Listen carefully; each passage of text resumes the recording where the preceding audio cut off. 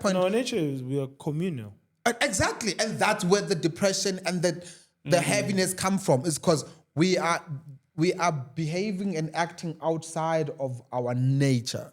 I am finding something about this conversation, which was also subtle back in one of the episodes. I don't remember if it was like whether it was 2 or 3. To revisit what you even said, paraphrasing it was something along the lines of the higher you go, the paler the skin. Yeah. And it got me thinking, especially with this conversation right now, that we need to start making things that are created by ourselves to be fashionable. Yeah. Right? Because and it wasn't a thing of like, I don't know how it came in because the environment looked like that. Or like whereby anything that is done by a white person is fashionable. Sure. And now we need to bring it back. That's why when even Mkolis is saying, when we have these spaces and these communities, these villages that are quiet. Yeah. And when a black person comes to try to do something, there's a dragging of feet. Yes. And not only by the people, but this building of the space, the energy around someone who's black and coming to try to do something. Yeah. But when a white person comes in, we associate white people with money, with success, with something being progressive. Yeah. Which is like, if we have to visit something like if someone is a white person or if someone is a black person who has money or who I'm working for, Yeah. right? So it got me to think that I think what Findings is trying to do is that, right? Unpack. A thing of like, now we having a space that we can be fashionable with what we are doing, and how to be fashionable with what we're doing is to interrogate. Yeah. And some people might be confused, like, oh, I thought you guys are speaking about fathers. We are speaking about fathers and the environment that they are growing in. Inhabit, yeah. Right? Because to question something or someone, you also have to put into consideration the spaces that they grew up in. sure. Right? So I think it's about time. I think it's about time that, and I see it, I personally see it, that the things and the works and whatever that is created by black people becomes fashionable. And I don't remember who I was talking to. I was talking this week and I was like, I feel like, for example, my 2000 are kind of a way of a part of the answer, right? Of course. A part of the answer and the healing of what's really happening here. Like, ubona le goa le na le 90s, go na le this invisible hierarchy that is For sure. just dust. And then utlaka a little 2K with a white person. Ke motho le motho. Sure. Ke motho le motho. Dudes are selfish. And I'm not saying selfish in the terms of like in a bad way, but I'm becoming wealthy in my thing. If I'm opening something, sure. the aim is, it's Yeah, not, I mean, 100%. it helped people as a consequence, right? Yeah. It helped the country as a consequence because it's there. But with other nationals, especially, specifically, let's use the Chinese as an example. Yeah. The first priority is how do we sell the culture? How do we expand ourselves as a nation? And then we will then benefit from that as a consequence, if that makes sense. It makes sense. Yeah. So and also, they- and it's how they preserve themselves. Chinese don't mix, you know. They hardly mix. They hardly have kids with other races. True. But we are highly diluted as Yeah, because Africans. it's selfish. Okay. We are, and selfish, I'm not, again, bear me, it's not a bad, we're selfish in the sense that whatever, if it helps black people, if it helps South Africa, good. But it must help me. That's I'm the first priority. Yeah, there's a writer, I forgot his name, who said people are interested in you and you're interested in participating in anything that you're doing Yeah. because it's going to benefit them and their families. They're not doing it for you. Yes. They're not going to TX because they're doing it for X. They're doing it Yes. for themselves. What will TX benefit them and their families? Yeah. And that's what keeps people staying. But if there's nothing that people can benefit, and also this speaks to what you're saying, that selfishness is good and is Yeah. yeah. I'm using it like to its core, like its core definition. Every human being is selfish. Yeah, but in then- nature. But what we're talking about, like the Chinese nations that you're speaking about, is that they are not selfish in the sense that their first priority is their nation. It's them. What do you mean it's them? They don't. You come after. You need to feed them. Yeah. If they make cell phones and clothes for you, it's not for you. It's for you to give them money to feed them. Yes. Everything they do is about them. It's about a collective. Yeah. I don't know if Black South African men have any type of like a collective perspective about the world. I know it's a good thing or a bad thing, I don't know, because we indulge more in our individualism and less in community. And other nations indulge more in community, not so much in individualism. So we have not sacrificed, and that's fine. This is not a critique, this is an observation again. I think when you look at like the Arabs, they walk in here, 80% of them, they're probably dressed the same, right? 80% of them, they're probably in the same religion, right? Same music, same type of woman, same type of food. But a South African man walking here. Yeah, but a South African man is confused too, my friend. No. Okay, and also is like we just got democracy about 30 years ago. Is it confusion though? Yeah, but or is it individualism? Also, it's a confusion. Okay. Our parents were raised in a time where they're not allowed to go anywhere. In 1994, they were said, "Hey, you can do whatever you want to do. You can go shit in that toilet. You can go do that." And they have to raise kids who know nothing about where they're coming from. So their confusion still stays with us. Because I had a conversation with one of the great actors, and then he says during apartheid it was better. Yeah, crime was better, but now crime is like something that everyone is scared of. Even people who needs to stop it are scared of it. So you see that confusion. That how do we say we want to bring crime back, apartheid back, for the sake of crime? No, but then what's the difference between an apartheid man and apartheid Afrikaner man and a South African modern man? The difference is that, like them with the same. It doesn't disturb your cameras. No. The same with the Afrikaner and the same with the Chinese is that their nation was priority number one. The Afrikaner, whatever, the Afrikaner museum, the Afrikaner flag. We don't have a South African flag. As we don't have it. In fact, we'll first have a Zulu, Xhosa, Pedi, Venda, Tsonga. Translation. We will have our own denominations first before we have some sort of like community-based anything. Like, I think the closest thing South African men have community-wise is football and what team they favor. What else did they have? That's it. I'm just saying, like, when we gather and say we're gathering and we're, you know what I mean? Me and you are sharing the same ideas. Yeah. It's only in football. Yeah, but me and you, Yeah. we became who we are because, when you went overseas, when you came back, you began to think absolutely different about anything that you're doing. Yeah. But black people, what they know is to go work for the white person, even in democracy, is to work for the white-owned firms, and then that trip that they take, that is very Oh man, that's a good oppressive point, to go and work for the same white person and then come back to the township. The same beer walls that were owned by the white Afrikaners are owned by black people. Before you go home, get drunk, and the only space to gather is a football. If you say you're going to introduce theater, introduce poetry to people, it becomes a foreign thing, a foreign language altogether, you know? And then those are the things that we know. You can't speak cricket or rugby or swimming to a township-based young man. That young man who does that is probably going to St. George's Boys High School because they introduced in that setup. But what we have, even if you go to a township school now, you can't find a piano. You'd find a soccer field. Even if it doesn't have grass, it will have poles, and they will gather there, whether with soccer boots or not, they will do that. And then that is a culture that is perpetuated, and that is the culture that is served.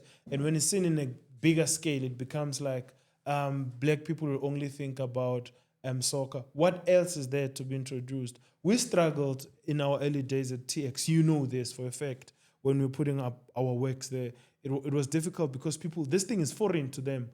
What is theater, So for me is these things needs to be introduced way earlier. Hence I'm saying sometimes I was uncomfortable with my daughter being a theater practitioner or an artist or whatever. But I'm like, fuck, it's not there for me to decide if my daughter would do that or not. And now she's joining a drama studio. She'll be doing drama and stage acting as a thing. Sure. And she's doing swimming and she's running and she's doing craft. But because of the school she goes to, and then I'm looking at my niece and my nephews who are going to a different school, they want to do netball and soccer. They don't think of a cello, they don't think of a violin, they don't think of poetry class, they don't think of those things because they're not exposed to it. And we cannot take that for granted, that we are raising them to be things that they are not, So it's the same thing of when you give your kids dolls, what were you preparing them for? When you give the your limitations sons, of it all. yes, what are you planting that is going to be an actual thing? We grew up in Tembisa. Role models were still my dream car is still a BMW, 325 IS. Not because of the status, and the role models were gangsters in Tembisa. In a shopping space, and then they'll show off their cars and they'll show off their clothes, necklace, guns, and money. And we thought that was success, and we molded our lives around those things, know. And what makes us different is community groups have exposed us to gated estates, to flights, to, hey, there's a different dream than dreaming about building a room with a shower. True. Or building a gate for your mom or buying your mom a plasma TV. There's a greater way because the mind has been exposed to those things. So I think that becomes a thing for us. And also, when you're an artist, we're exposed to reading. We stumble across reading quite a lot, and our imagination is way bigger, So I don't think we should look at them in that fashion. I think you raise like very important points right now, multiple of them. And my thing is, specifically with like a cello or piano or extra classes of maths and science, whatever, right? Like the things that black people, especially in the township, could attend are limited to football, maybe netball if you're lucky. Yeah. And now only recently we are, tackling the idea of theater and stuff. Yeah. My point is that those spaces need the community to imagine them first, right? A group of individuals, for the sake of the conversation, obviously a group of men who gathers, like what does Tembisa not have? Yeah. Right? And then what I'm lurking to see mostly is like this collective planning. Yeah. You know what I mean? Like you have X amount of taxis. We could just have one of your taxis maybe deliver these kids to this chess venue. You have a venue. Could we use it? So that we are thinking for Tembisa. Yeah, sure. And if Tembisa or Soweto or what Alexander, if it improves, we improve. Yeah. Right? Right now, sort of my feeling is that it's sort of reversed in the sense that if I improve my family, right, and I get them out of the township, I am good. Yeah. That's all fine. And the only time where the community is in conversation or is in consideration is when you talk about politics. But with other nationals, politics are like number 3. They are far from them looking around like, who solves us? Who solves this problem that we are in? Ish. They say we, because today I was taking a walk and I came across this, it was a restaurant, it was barely empty.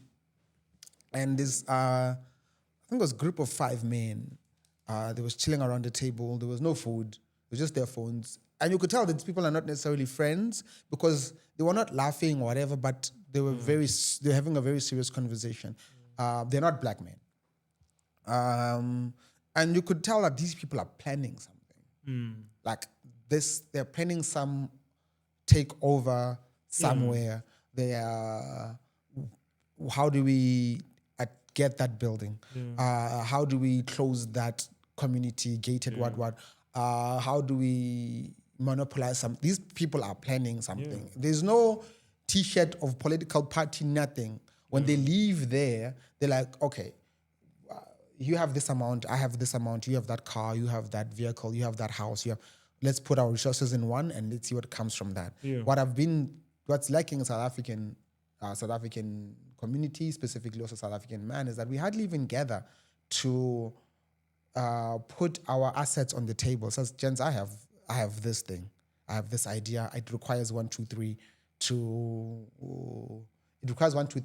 for it to come alive. And so hey, you require 1, 2, 3. I have the 2, and I know someone with the 3, and and then we are putting it together. And next thing you know, there is a theater that is being built. There's a soccer place, a sports center that is being developed. There is a tutor place, so science and maths kids to go after school. They go attend there, right? This conversation did not include any political party. It did not include any business or invest. It just include what you have and what I have. And also that's how we landed in this podcast and this conversation. That we're having a conversation like, you write, you direct, you set design, I write, I direct, I set design. Let's what are we doing with, you know what I mean? Which play can I design for you? Which play can you produce for me? There's this sense of, none of these things are self-serving, right? I think if we get out of the mentality of self first and then the community will follow, then we'll, you know what I mean? When someone, I remember I know it's very small, but it's gone now. When especially during this time of the year and the festive, Christmas and New Year's Eve, when I was still a kid, and we would run around the entire township. You would eat wherever there's food. There was, you didn't have to worry about fireworks. If your family couldn't afford fireworks, someone else will have fireworks. And that's where, you know what I mean, the idea that's where we would spend the New Year's Eve. The music and the speakers will be on the street, will play for the street. That culture has disappeared. Everybody's in their own rooms. Everybody's responsible for their own music, their own entertainment, their own fireworks, their own food.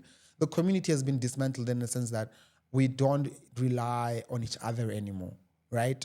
Like when I grew up, when I was still young and where I grew up, Sebata Homu was very something to be feared.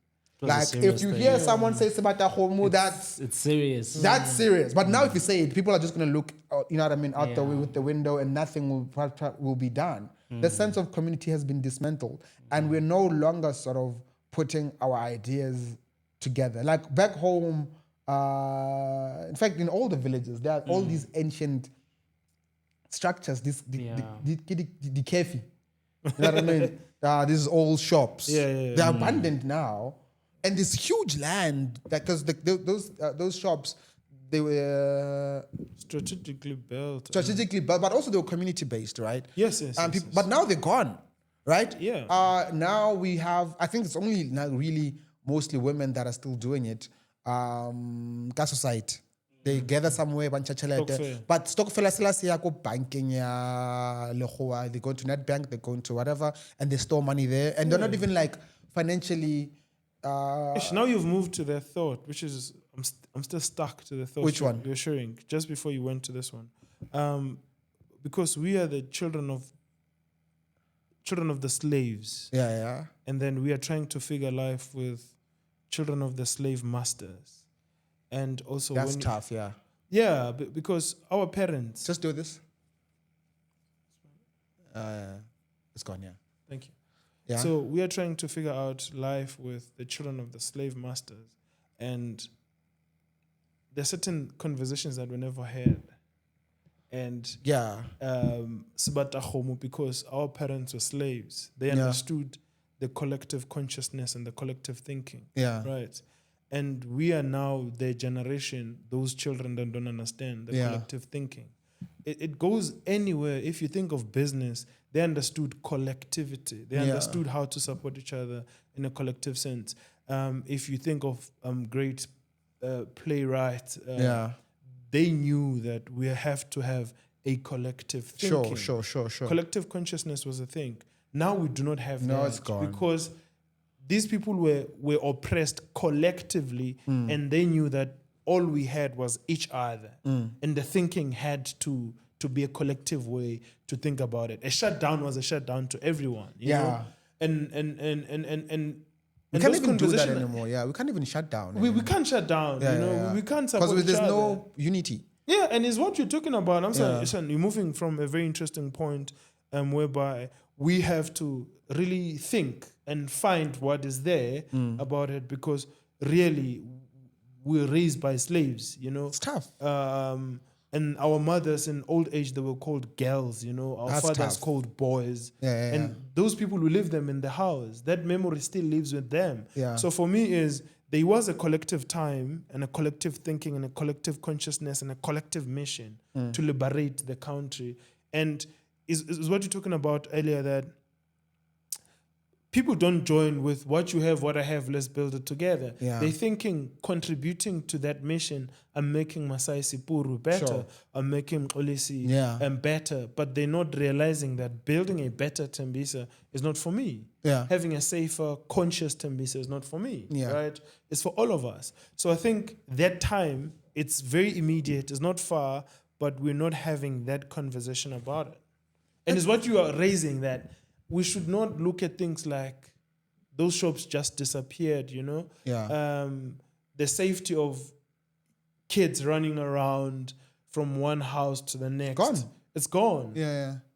Because also now, how many kids are missing now? Also, like it's a chicken and egg thing, because one would assume that kids are missing because they used to run around to house, or like which one comes first, right? In the sense that are kids disappearing because we've abandoned that culture, or are they disappearing because of that culture?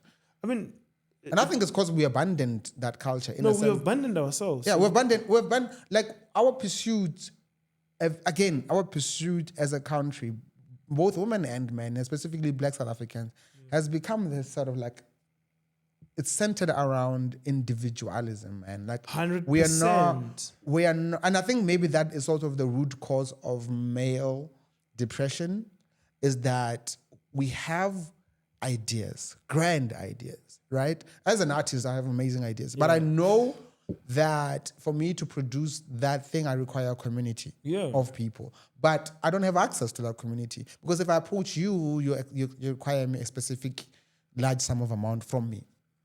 If I approach Solly, he's giving me other stuff and other excuses, right? So all those ideas that I have, all of those dreams they live in me and they deteriorate, and then as a result, they turn into nightmares, and now I'm depressed, right? There's a man who's thinking like, no, man, this community really needs a specific type of a shop, right? We need a hardware here, like we really need it, right? And if you start something small, we as a community will belittle you as opposed to help you. And when that hardware succeeds, the whole community succeeds.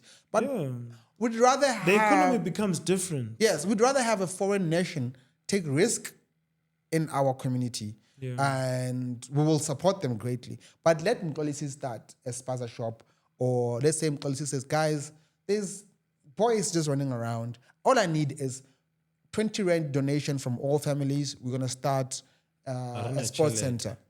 Bruh. But these are the same people that you would find gathering at churches doing tithe, gathering, it's true, gathering at taverns, buying, you know what I mean, filling alcohols. But say I want 10 rand from each family, I want to do a football club, 100. right? Or a football club and a rugby club, because everybody not going to, or wherever, right? Cricket or tennis. Yes, but people would like, but what am I getting out of this? You're getting your child out of the streets. That's what you're getting out of this. Yeah. Right? We don't do that anymore. And it used to be a thing. Donations used to be a thing. When I was growing up, the school will give us a thing to go from house to house, and, you know, they'll give us donations, and that will sort of, we use that money to buy a football kit.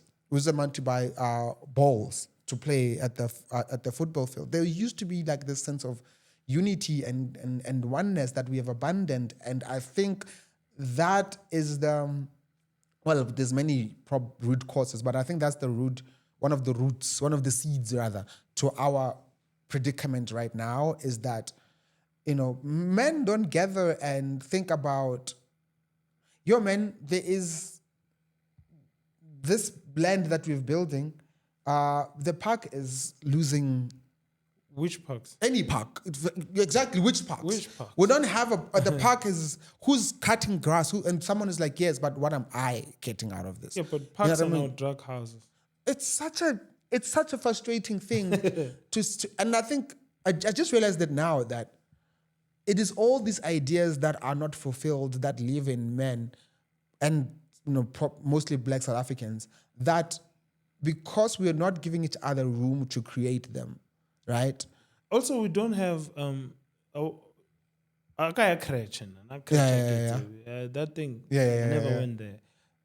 But when I study other communities and other nationals, they have this early development thing that is very strong. Yeah, very intentional. Yeah, even if their kids don't grow up to be a soccer player or rugby player or whatever that they grow up to be. Yeah. But the foundation that they build for their children is very intentional. Sure. We don't have that. Sure. You could look at where they take their kids on weekend. They go to swimming, they go to do karate, they go to do music lessons, they go to do these things, and they grow up to be somehow different individuals. And the recreation is totally different. But in us is even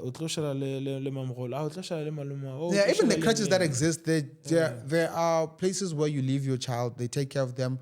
It's not a development space. Yeah. And maybe you will color some things, you learn some songs, but really there isn't sort of like any intentionality about it, And it's the community that's going to grow up to live. Yeah.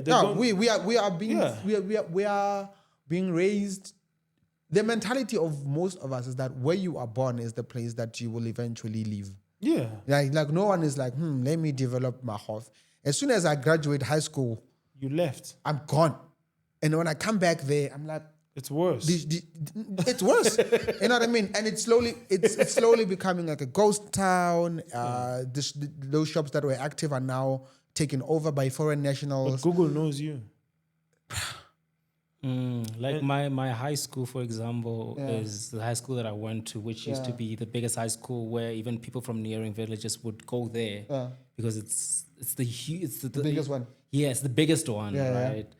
And it was sad that it got closed. They closed the high school? Yes, the high school wild. is like children stopped going there. And it's such a sad thing because that is wild. The education there started just going down, and even the teachers who have children, only a few would go there whose parents are teachers. Yeah. But majority would see like, no, you know what? I know I'm teaching here, but my children will go somewhere else. And imagine like there is a plot of land with existing buildings, and the people in that community, they're just like, okay.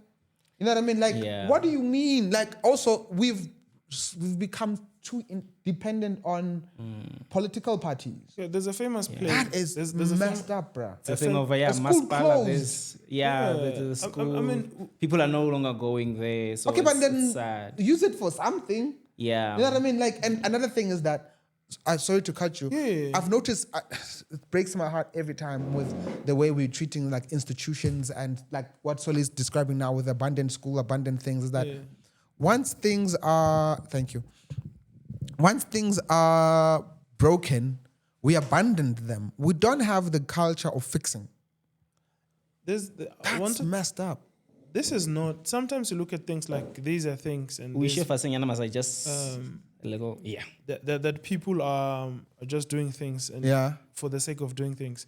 But there's an interesting play called The Tragedy of Samuel Play, one of the characters says, "You think you're in charge, but there's a greater hand that is controlling everything." Shout out.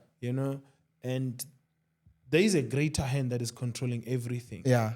I mean, is not only in Limpopo. Yesterday, I took my play to a festival in Soweto. Yeah. Tesela Secondary School, which was a school, now is abandoned. Sure. At the gate is a scrapyard. That is messed up, you know, bruh. and this is in Soweto. That's a school. It's a school, but it's abandoned. And then How do you abandon a school? That's because the thing. they should the future, they're clear. You need to destroy the current youth so that the future is not so tired. But the people there, I'm thinking that there's someone who lives by that school, right? And what frustrates me is that not only are these institutions abandoned, there's many in Soweto, by the way, not just schools. In Val, Yeah, there's so many Well, we other don't have any in theaters Tembisa. are I would have also being taken- abandoned. Schools are being abandoned. and theaters, all of those things. shops. The problem is that Not there in is this invisible red tape that, let's say you have an imagination to revive this thing to whatever, right? A sports center, a theater. There's a red tape. You try to do that thing, someone blocks you, right? Some political party, some Bylaws. councillor, Oh some yeah, it's like this building belongs to this person. You yeah, but can't then this use building it. is not doing anything. Someone is The someone is in greater the hand way. is in charge. Yeah, someone gets in the way of a thing that they themselves are not using. And another thing is things that seem to always prevail are taverns and clubs. And yeah, that's Yeah, it. true.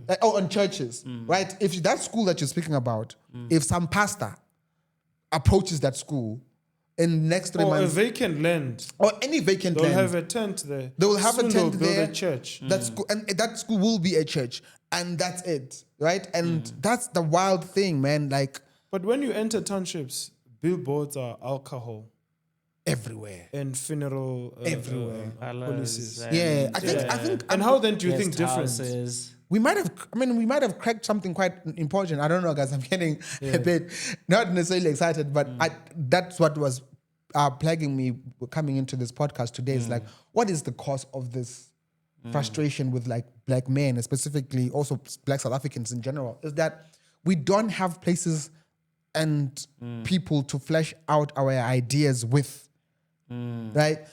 For me, don't get me wrong. I think I know I'm very talented. My writing, my plays, my poetry, my music, all of those things, I know I'm very talented. But the level that I am at is a consequence of community. I've always said this, that people are like, oh, how would you give young kids advice, give me advice? Even people that are my peers or older than me, they come for advice. How are you doing this? How are you navigating? It's like, I'm not alone. Yeah. I'm never alone. Everything that I'm thinking about is within the context of community. There are people that are aiding me to do these things. get there. You just see me on stage, there's a group of people that are doing behind me, right? And that has helped me. It's also helped me with my mental health. But I don't think there's a similar structure for a lot of other black South Africans. There isn't that community where we're like, guys, I want to become an F1 driver. Oh yeah, true. You know what I mean? Yeah. Where do you start as an F1 driver in Tembisa? You start by driving a No. 325 IS. No, but your biggest, probably your way out is some white man. Or white. You're gonna have to find a white person. It reminds me of what you You're said. never gonna find, you know what I mean? You're never gonna find like a pit stop or someone's like, hey, you want to become an F1 driver? We have this type of a car in my house. Let's build something. But before we even get to building anything, I'm gonna say to you, what am I getting out of this? And because we are poor, we are hungry, we are broken as a society. Yes, but the problem is that how do we get out of that poverty? Is it because the Intentionality, community my friend. exactly the community has to come first, and you need then to build that community. It's not gonna Yes. come from nowhere. Oh my God, bruh, you don't understand what this is doing to me right now. Because where I'm from in Limpopo, in Mahofe, there is a lot of abandoned buildings Places and shops and whatever. And they're gonna be two things. Someone's gonna turn it into a tavern, or someone's gonna turn it into a church. Yeah. Right? And you can't tell me that everybody from Muleji, Mahofe, Mutung, the only business they have in their mind is either sell alcohol or sell religion. Everybody, that can't be the case, right? Yeah. Those people have many ideas, but they look around and they're like, yeah, but who's gonna do this with me, right? Because the moment I tell Soli about this idea, Soli either thinks that I'm being too dramatic or Soli's like thinking like, wait, how do I benefit from this? Or Soli's like, okay, I'm gonna take that idea and I'm gonna do it myself, right? There is also this fear that we have of someone betraying us, right? Taking this thing from us. And we just sit with these giant ideas that don't go anywhere. They literally have no metaphorically or literally, they don't have a building to go to be fleshed out. We have a community center back home. It's just a building with broken windows. The intenders are writing themselves. Yeah? The intenders are writing themselves. It's such a... It's guys, you don't know what this is doing to me right but, now. There's I don't know what I like to say about to you. Yeah. Yes, I agree with you. Yeah, yes, and Yeah. that's a drama thing. Yes, and I've been doing theater since 1999. Yeah. right? And I'm looking at what you're talking about, that there is no space for us to share our ideas with other people for them to succeed. And I'm looking at my life and my history as a theater maker in this country is in 2016, 17, a white old woman from Australia, Sydney, took me to Australia to go to Australia to be in some university to do some courses in theater. And then later, Anita Gonzalez, a black amazing university professor from America, came to TX Theater and took me to America. You know, and then later another professor from University of California, Riverside, they came, and then now I'm directing works all over the world. And these people, they found me working with a certain community, but that community doesn't have access to the things that we want. They don't have access to the funding. They don't have access to the buildings. They don't have access to anything. And I think we also need to acknowledge people who come as destiny helpers, that they just find us and they aid us to do greater things in the world. But those things, they don't come. I mean, even if those producers that I've met in my life go to Mahofe now, they won't find an artist that they could say, hey, I'm here to aid do you something. So I think we need to build that early childhood development around theater is something that can develop kids, even if they become doctors or pilots, whatever career path they choose. That early development is very important in every community, because even if they do not become artists themselves, they have that respect, and they can consume, and they could pay, and they could be consumers of art in the near future. I was selling our idea in Tembisa the other day. We had people when we were doing Hangman's News festival. I'm selling, said me and Masai and Soli were working in around this amazing thing called Findings, which is a play, and we're going to have an amazing exhibition that Masai is going to reflect on with paintings. And then the question was, who's going to buy paintings in Tembisa? And for a moment I was like, oh, there are many people here. But when I was sitting alone, I was like, we do not build people who are going to consume our art. And it's easier for us to create things that we're going to sell to other creators. Having your piece, I understand it. But how then do we build these communities you're talking about, where we could go to and have this thing? What has built us, if you could look back with the Writers Lab too, look, we have 7 books with the Writers Lab now, is because the community was built just to say, I have a play, I want this play to be read. And then Dr. Katlego was there, Dr. Refilo was there, you were there, I was there, AD was there, Ronald was there, the late Busiso Quinana was there too, so that we could really think about these ideas. But now they're archived and they're immortal. We'll die, but these ideas would live. The space was built. So I think we need to build those spaces. And those spaces are not there. And again, there's a high expectation of men that men needs to behave in a certain way. A man needs to provide, a man needs to protect.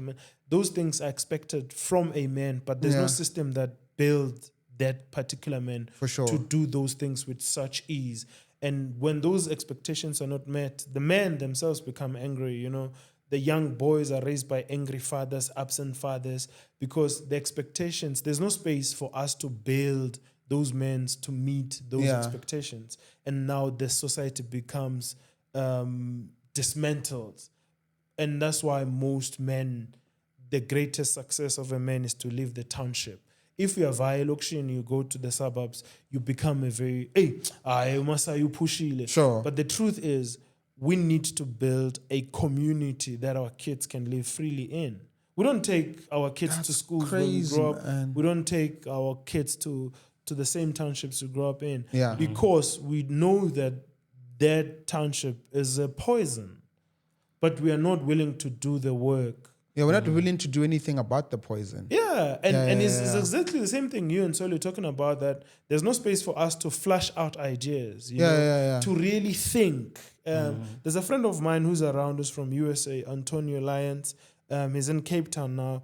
I'll try if he comes back to Joburg, and if we have the studio to record. He deals about a young man in general. Yeah. Whether you're toxic, whether you're good, what does it mean to be a young man? Yeah. And he has an organization called We Are Here as Men. Men are here, so don't think men do not exist. Yeah. So he's here and he deals with that thing, and is a university a professor in Washington DC. So he's around for festive. So if we could steal a day or two and have a chat with him, he has Yeah. a very clear way of developing young men. I mean, I'm a product of Antonio Lyons through Waruna Siane. For years, would sit and really think about what does it mean to be a man. Where's your pain? It's such a weird thing, man. Like, I'm thinking really out loud, and my concern isn't necessarily to sell paintings.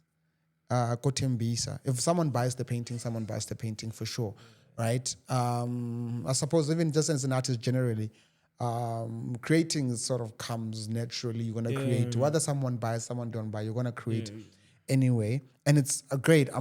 I appreciate when people do buy, but when it comes to findings, I think also a level above or below that is that people will come to consume the place that we're doing, the exhibition, but most importantly, people will come and gather, and then Have a conversation. and have conversations. They don't even have to be about the art or the play. They are in a space where they're not being told about their salvation, and there's no tithe that is being paid. There's no hell that is being threatened. And they're also in a place where it's not a tavern, it's not a club, it's not loud, it's not gums. Now these people, like, they haven't seen each other outside those two contexts. That if I don't see you at a club, I see you at work or I see you at church. This is the first time I see you dressed so well. Yeah. And being yourself. and being yourself. And I think one of the things that we're going to be looking at beyond the plays, beyond the paintings, beyond the poetry, is spaces for Black people to gather for leisure. You know what I mean? Other alternative spaces for Black people to gather for leisure, and without, the responsibility of, being dressed up in a specific way to impress, you know what I mean, to buy alcohol for your friends, to buy alcohol to impress women. When you're at the theater, you're watching something and there's an interval. What do you do with that interval? You talk. Yeah, you know what I mean? Hey, how are you? Haven't seen you in a while. How is your children? Yeah, my children are doing 1, 2, 3. Your children are doing chess.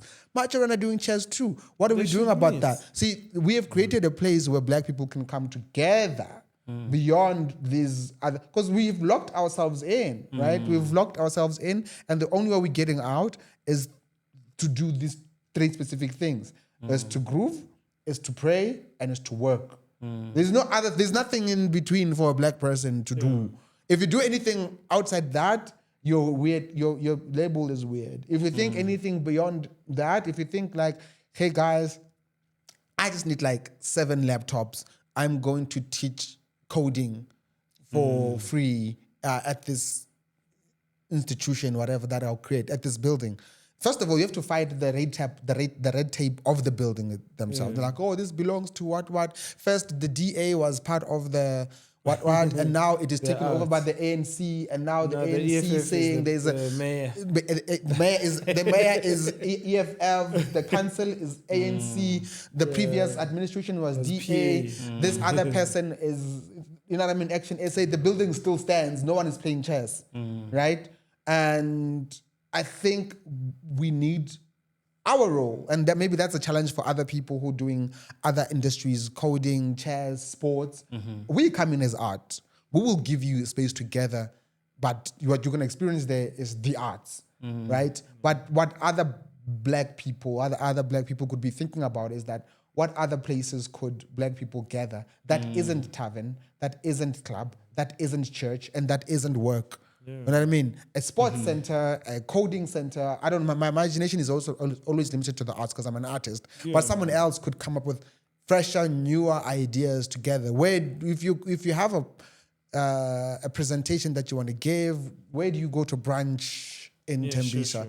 Where do you go to? You know what I mean? All of these other unconventional spaces together. We don't give ourselves chance and opportunity to do that. Right? The idea, when we grew up with arcades, you remember playing Cafe Bopo and the arcades are gone now.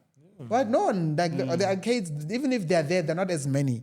Right? So kids now don't have like that imagination. It's PlayStation. It's Xbox, it's PlayStation, it's inside. You know what I mean? It's on the, it's such a weird thing. It's online. Right? Yeah, it's such a it's a very, we've created a hostile environment for ourselves because we have abandoned community. And another point, in our nature is we are communal. Exactly, and that's where the depression and the heaviness come from. Is because we are behaving and acting outside of our nature, right? So because we've abandoned ourselves, we've become hostile. Then as a result to ourselves. I am finding something about this conversation, which was also subtle back in one of the episodes. I don't remember if it was like whether it was 2 or 3. To revisit what you even said, paraphrasing it was something along the lines of the higher you go, the paler the skin. Right. And it got me thinking, especially with this conversation right now, that we need to start making things that are created by ourselves to be fashionable. Right? Because and it wasn't a thing of like, I don't know how it came in because the environment looked like that. Or like whereby anything that is done by a white person is fashionable. Sure. And now we need to bring it back. That's why when even Mkolix is saying, when we have these spaces and these communities, these villages that are quiet. And when a black person comes to try to do something, there's a dragging of feet. And not only by the people, but this building of the space, the energy around someone who's black and coming to try to do something. But when a white person comes in, we associate white people with money, with success, with something being progressive, which is like, if we have to visit something like if someone is a white person or if someone is a black person who has money or who I'm working for, right? So it got me to think that I think what Findings is trying to do is that, right? A thing of like, now we having a space that we can be fashionable with what we are doing, and how to be fashionable with what we're doing is to interrogate. And some people might be confused, like, oh, I thought you guys are speaking about fathers. We are speaking about fathers and the environment that they are growing in. Inhabit, right? Because to question something or someone, you also have to put into consideration the spaces that they grew up in. Sure. Right? So I think it's about time. That, and I personally see it, that the things and the works and whatever that is created by black people becomes fashionable. And I don't remember who I was talking to. I was talking this week and I was like, I feel like, for example, my 2000 are kind of a way of a part of the answer, right? Of course. A part of the answer and the healing of what's really happening here. Like, in the 90s, this invisible hierarchy that is just dust. And then like a little 2K with a white person. Sure. It's crazy, man. Another point that you raised earlier that I wanted to talk to, because now it's branching out, is the fact that South Africans, specifically black South Africans and black men, we are some of the least traveled individuals in probably the continent, right? We complain a lot, and maybe rightfully so, about illegal foreign nationals and immigration, people coming into our country, but we don't go into their countries, and not to go live there. Because I'm like, why would I leave my country to go to, say, for example, Zimbabwe? Just go see other people, what other people are doing. What are they doing? I mean, and that is also, it breaks my heart when majority of Black South Africans saying they're taking a holiday or they're going. They mean they're going home. That's not a holiday. You're going home. They're not going gonna on a rest. holiday. They're gonna paint, change, do spring cleaning. They do spring cleaning. Libotelele Yeah. hour, you Walk can like ask a for- passport. But that's not a And you're holiday. like, I can't You're wait just- to leave this You are holiday. just visiting home. Yeah. When they're on leave, they're going home. When they get something, they're going home. Like that's our version of like a holiday. That's not a holiday, right? And we need to have a culture to go. Like you said, like when I left South Africa and went abroad, when I came back, my mind is Change. different. it's changed. It's different. It's different. The way I view the world has changed, right? Yeah. And growing up, there used to be that culture of people going to Mozambique, people going to Zimbabwe, people going to Botswana and Lesotho and coming and narrating to us. Maybe it was because of the consequences of the time, because of exile and other stuff. But regardless of whatever that is, they were leaving the country. Yeah. They went to experience new food, new architecture, new language, new music, New new women. ways of thinking. And they came back and says, hey, why are we doing 1, 2, 3 and not doing 7, 5? You know what I mean? And now the world has become so small, and the world has become one. I don't understand why people, well, probably finances and all that, and also the illusion that people live in, because you could see the entire world in a gadget. Yeah. You could see China, you could see America, you could see all of those things in a cell phone, right? But once you leave your country and go experience other people, it's different. First time when I was in Washington, I said I want to go to New York because when we grew up, we knew like New York was the thing. New York. you know? Yeah. So Anita, an amazing human being, she's a university professor in Washington D.C. Yeah. I told her, and we're part of this collective, that I want to go to New York, and she said, "Hey, I have an apartment there. Go do what you want to do." You know? And then she bought me a train ticket. She asked me, "Are you gonna be safe?" And all that. I said, "No, I just want to go to New. I'm from Joburg. Yes. Survive a train." Yeah, So- train so- is so- nothing. It's the least of the worries. Train. And I'm in the train, you know, the mixed race there, like black, white, course, Mexican, everyone is there, and people are living their lives. And when I get to New York, I remember first time in New York, it was crazy. And Antonio Lyons, the one who's here, he introduced me to one of his friends, and the lady came to pick me up at the train station, and she took me to the apartment. Yeah. And from there, I figured out New York by myself. Yeah. And me figuring out New York was life-changing, man. Was, especially when it comes to theater, when I got to Broadway, around 6, 7, the streets of New York, Broadway Street is like packed. You know, people are there. Yeah. And then by 8, it's empty, Because people are inside. quiet. People are watching plays. Yeah. And then you come home and then there's a audience development conversation. I'm like, 2 weeks ago I was in a place where audiences were turned back Yeah. because there's no space. And I'm not talking about one theater. Yeah. I'm talking about many theaters in one street, Yeah. and all are sold out. Yeah. And they're even creating a theater program called Broadway Under the Radars, like Fringe of Broadway. Yeah. Also sold out. You can't get access to those Imagine things, that. you know. And then when you come home, your mind is different. Yeah. Your mind is different. Yeah. And I'm going to New York for the 4th time in June. Yeah. Because all the time in the beginning of the year, I go to New York just to But reimagine. and that's look amazing. into And different. because like of the connections and the networking that you've done that has landed you in New York, and that's very important. And someone might be watching and says, "Okay, but how the hell do I land in New York?" That's fine. I understand. But there's also Namibia, There's also Botswana. There's also Zambia. There's also Mozambique. There's also Zimbabwe. There's also Lesotho, Eswatini. No, but So I just experience other cultures first. Yeah. People will plan a lot of, like throughout the year, they'll plan holidays and then they would go to Durban for the beach and then go to Cape Town. And that's fine, I mean, honestly. But with the same amount, you could experience it in Kenya. They also have It's a beach. closer. You could experience it in Mozambique. You can experience it in sometimes.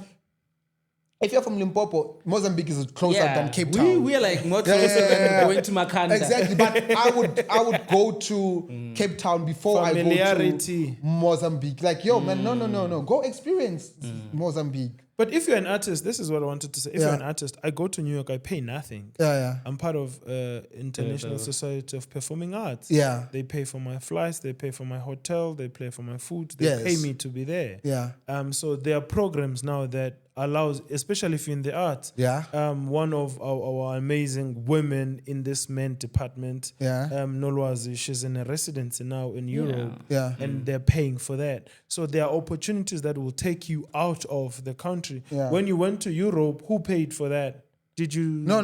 go in your pocket? No. No, there are programs that are there. But also we are thinking that certain things are for certain people. Yeah. Because we do not have the space you've spoken about where would sit and say, I want to go to New York, I want to go to Europe, I want to go to Mozambique, I want to go. We are going to Mozambique as a hub next year. We Yeah. could develop a program where we say, even if you're not an artist, you want to go to Mozambique for a holiday, Let's go. we'll be in Mozambique during this time. You could have your itinerary that you're going to go to the beach, go eat the Yeah, yeah. fish, or go to the Portuguese island. But on this particular day, you're going to spend with us in Casavela. But most importantly, yeah.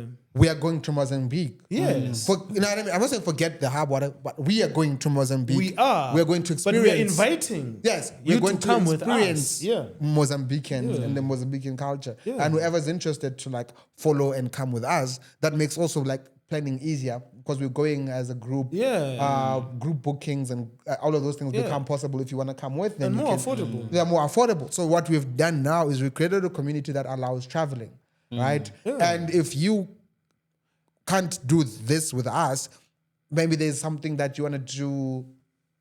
I don't know. You're interested in crypto and other things. Sure. Maybe go to do the crypto in Mozambique. Gather with your friends and say, guys, there's 7 of us. Let's find another 7 and let's go gather in. Let's go do business programs and workshops in Botswana and with other Botswana people. First, you went to Botswana. Then the work that you do there becomes secondary, right? But the traveling and the experiencing of other cultures helps you when you come back home. You're like, yeah. We're not having it as bad as we think we're having it. Or ideally, it's like, guys, these people are doing something different over there. Why are we not implementing it here? Yeah. You know what I mean? Like I've learned now recently about Kenya because we were hanging out with Kenya people. Yeah, we did, yeah.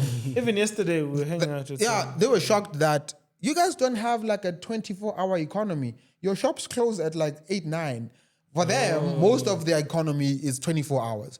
What changes is the staff, right? So the economy keeps working out. Like there's always work, there's always people, there's always movement, there's always some creativity, there's always something happening.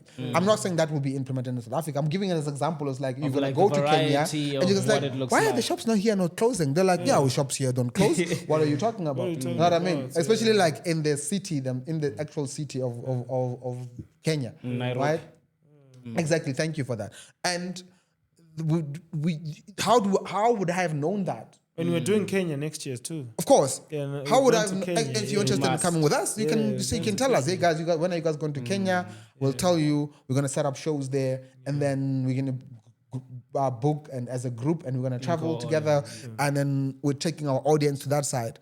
Again, the only time South Africans will sort of travel for something like that nature is gonna be football. Right now, people are making arrangements and payments and seeing how they can maneuver their way to the World Cup.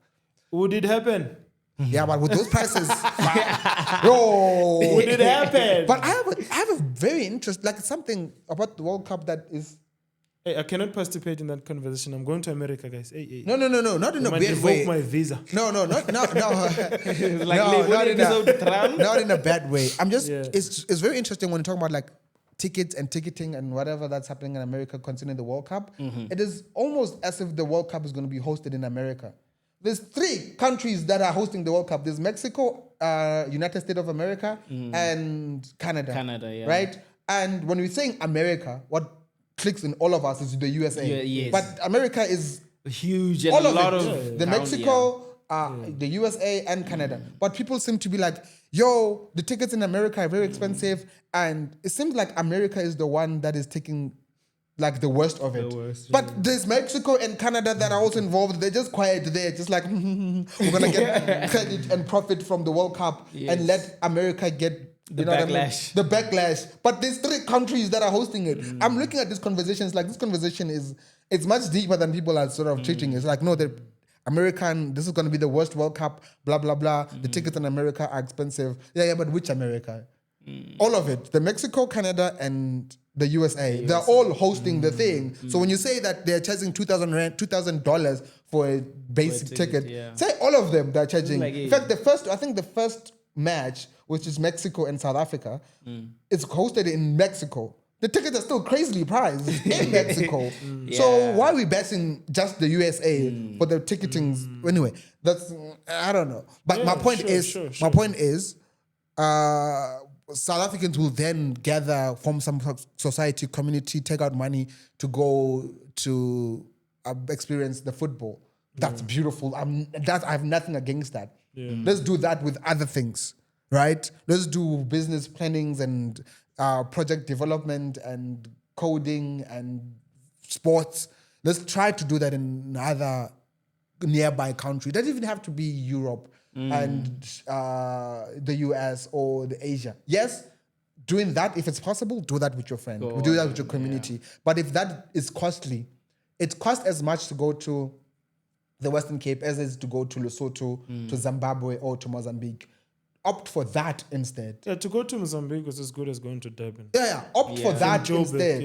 It's Experience that. Experience them instead. In fact, your currency is much stronger there. You'll have much Times 4. You know what I mean? Exactly. You'll have a lot. Yeah, you will get to see what other people are doing, and I promise you, whatever depression and whatever pothole and load shedding and whatever you think is bad about South Africa, once you experience it different in other worlds, you come back knowing either appreciating what you have or you have an idea of how to fix it. Right? The ideas that you have about the TX and the creativity, they're all, not all, but most of them are inspired by what you experience out there. It's like, these people are doing this thing over here. There is a thing that I saw in California this year. And you're like, I must do that at home. Man, those people are like Latino theater company. Yeah. They started like just a community of Latinos who wants to do Latin theater. Now they own a huge theater. Their funding goes to almost $80 million in a year. They have like commission writers. When we're there, the producer, Rekebi Hines, he was commissioned to write a play there. And then he wrote his last play by Rekebi Hines. And now this was just an alternative space, doc. It was just a normal TX hub. Latino, like a smaller TX hub. And then people are like, what is this thing? And it blew up. And it has different theaters, not even one theater. Community. It's like there's a theater that goes there. There's like a main theater, the theater on the side, and the downstairs theater. So they have about 3 or 4 theaters, if I'm not mistaken. Bro. And these are Latino theater makers who have built themselves in LA, dog. You know? So I think there is a possibility. And when you see the humble beginnings of these individuals. But again, before I conclude this, what I've learned when I was in America is there is a permission to succeed is everywhere. I don't know if that makes sense. I think I get you. I don't know. Please elaborate. Okay, go on. Oh, yeah. I wanted to go to the bathroom solely to do that. If something works in America, it's not hidden. If crypto for you works in America, you can share it with me and I can use it to be successful too. Soli can use it too. Here, Mxolisi has TX and is Mxolisi only. And the secrets of making TX a success are known by him. We have secrets, Success here becomes a sacred thing because there's a culture of wanting to be celebrated. But in America, like that freedom of succeeding is there. Also, like this idea of hoarding ideas isn't there. Like, this is my idea. I think of like I'm gonna coming. do it. Yeah. Like this idea, like this is my idea. I thought about this. I, you know, I'll be in the episode today. Sure. I was gonna look at you, and then I don't mind. I'm just saying, like this Yeah. idea of co-creating in the Black community doesn't exist. I don't know anymore, or if ever, but it doesn't exist, or it is at least not something that is being celebrated, right? Someone might have an idea to open a supermarket, Yeah. and in their head, for that supermarket to succeed, they need themselves and they need investments from banks. They're not thinking about Umkize over there. They're not Yeah. thinking about Tlhakantshe, Morale. They're not thinking about, like guys, Tlhakantshe, Arieng, Khorong if refer spaces maybe supermarket. And then we convince the community that, hey guys, before you go to Pick and Pay, ShopRite, Yeah. check with us if what we selling It is not like lower. is not even lower. Yes, lower, yes, but isn't there. Yeah. Right? The thing that they have, we also have. And that type of success will come from the fact that everybody in the community, everybody in the community Yeah. was involved in making that thing a success, if that makes sense. You know what I mean? It does. Because if I have an investment, if I have a stake in the supermarket, and Olisi has a stake in the supermarket, and then Soli has a stake in the supermarket, and then wana wa bua shopong o ba tropong o ya ka di plastic tsa ShopRite re re wena wa gafa. Why would you come ka di plastic tsa, because we all have the thing that you're buying ko ShopRite, we have it in the community's supermarket. It's like that thing of like, why u tlile ka di takeaways wa re apeile ka hae? Yeah, exactly. But the problem Kind of here a thing. is that we will think that no, this thing is called Mokole Sima Silela Supermarket. Well, why am I going there? He's the one benefiting, Oh, yeah. right?